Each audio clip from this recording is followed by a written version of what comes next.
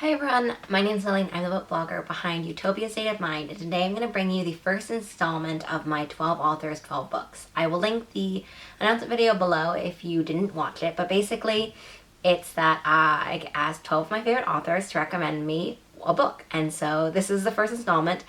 I'm very late, as you know it's April, and so if I was reading about one a month, I should have been at least 3 done, if not 4, but I don't. So I only have 2 done, mostly because I had an idea of like books that I thought genre-wise would pair really well together, and then it took a really long time for me to get my library hold, and so we're a little bit behind, but hopefully we will catch up by the end of the year.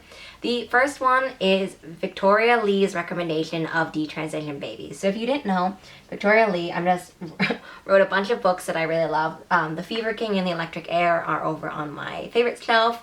But I have my Owl Crate copy of A Lesson of Vengeance here.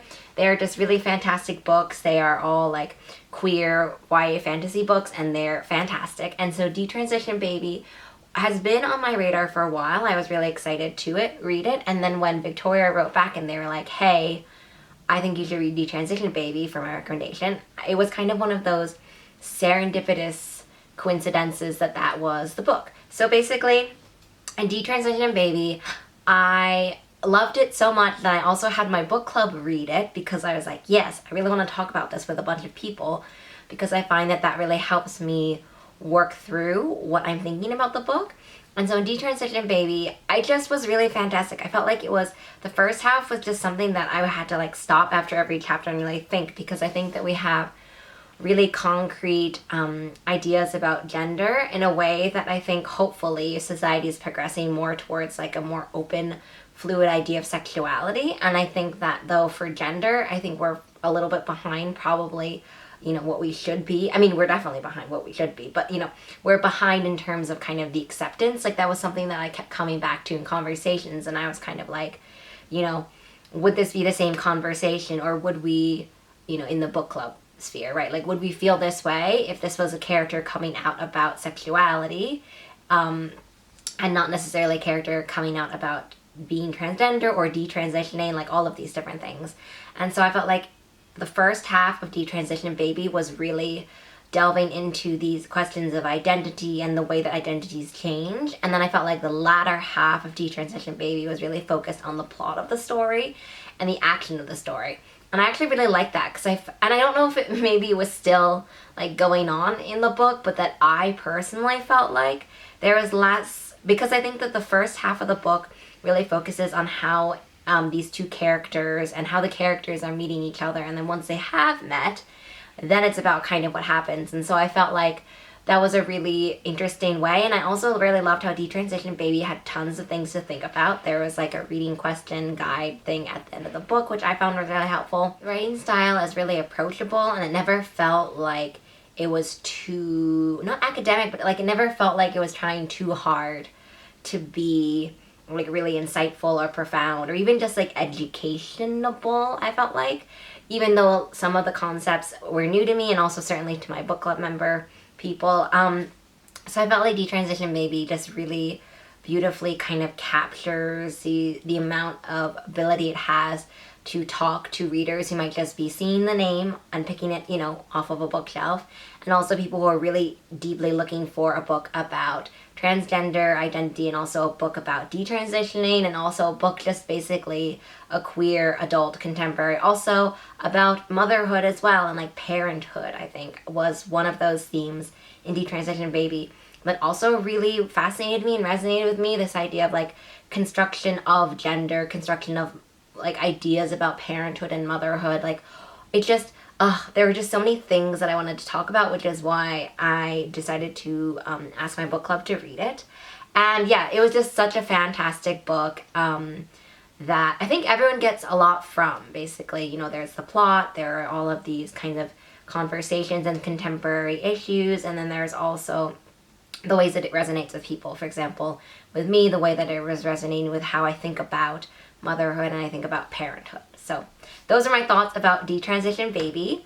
The next book that I read was One True Loves. This was recommended to me by Katie Zhao. Katie wrote a bunch of books. Katie wrote The Dragon Warrior, The Fallen Hero, How We Fall Apart, and the upcoming The Lies We Tell. So tons and tons of things. YA dark academia thriller, middle grade series about like siblinghood, I guess, and about friendship and like action-packed middle grade. So just tons to love. And Katie recommended to me One True Loves, which is a older release from Taylor Jenkins Reid. Taylor Jenkins Reid wrote Seven Husbands of Evelyn Hugo and Daisy Jones and the Six, and I also think Malibu Rising. So I've actually read Seven Husbands of Evelyn Hugo ages ago, but then I read also Malibu Rising. I think last year I listened to it on audiobook. So I was super intrigued by this really older release. I think it's from 2016, so it's not super old, but like I feel like I'm already living in 2023 books. So, you know, that's kind of how I'm thinking about it. And One True Loves was like compulsively readable. It was one of those books where I had to tell people about it as I was reading it and be like, okay, what would you do in this situation, right? So One True Loves was just so obsessive for me. Like I was going to portion it out and be like, oh, I'm going to read 10% today and 10% every day and finish it 10 days because I have my library hold for 14 days. It took forever because I think it's being put into a film. So I think, because I was talking actually with Katie, and I think Katie said that Simu Liu was going to play one of the main characters. So it is being turned into a film. And so I think that's why the wait was so long, and they got a new cover because of there's going to be a film. So what I really loved about it was that I ended up finishing it like 5 days early. I finished it so quickly, and I like had to stop myself from continuing to read. I had to be like, okay, you need to go to sleep. You can't keep reading. But that's how I felt reading this, and it's a book that feeling when you're reading I haven't had in so long as well. So it was just really novel and unique again to be like swept up again in a book. I had the most fun reading it. And I think also what I loved about One True Loves was that it is a story where I was really able to see each of the characters' perspectives. It's not multiple perspective. It is just one person's perspective. It's just the main character's perspective. But in the way that like we can see her struggling with these issues, and like we can so clearly see this love triangle forming. Well, I mean, it is a very clear love triangle, but we can so clearly see these characters' emotions and the conflict and the dilemma. Like, it was one of those situations where I was like, oh, I don't know if I want you to be with like you or you, and like, oh, what is the right answer? How should you be feeling? Like, I think that the main character struggles a lot with this idea of what would, you know, a dutiful wife be, or what would a dutiful fiance be? Like, what should I be? Who should I be? And so this journey about trying to figure out who she is and who she loves, I think was super relatable and universal in a way that I don't think the actual love triangle would be for everyone.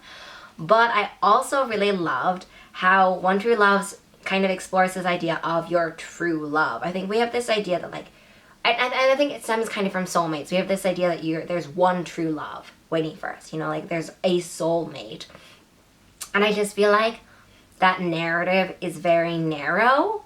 And I think One True Loves really examines this idea of a true love, or of a one true love, and really kind of what it means to love and what it means to be in love when you've had another relationship, or be in love when you were, you know, you are / were / maybe married. Like, it really looks into this idea about love and who you are as a person in love and who you are in other relationships, right? Because this idea of, you know, you move on in time and you become a different person, and that different person is a new relationship. And while it's the same like physical body in the relationship, you're not the same person, if that makes sense. So that's what I really loved about One True Loves. Overall, these two books that I first read for the 12 Authors, 12 Books project are just like totally fantastic. I recommend them like wholeheartedly, and I'm really happy that it started out this way.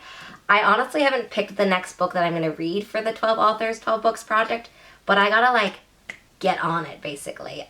So I'm excited that I finally filmed this. Hopefully you'll see me in a second part not too soon, or sorry, not too soon, not too far away. Hopefully very soon is what I meant to say.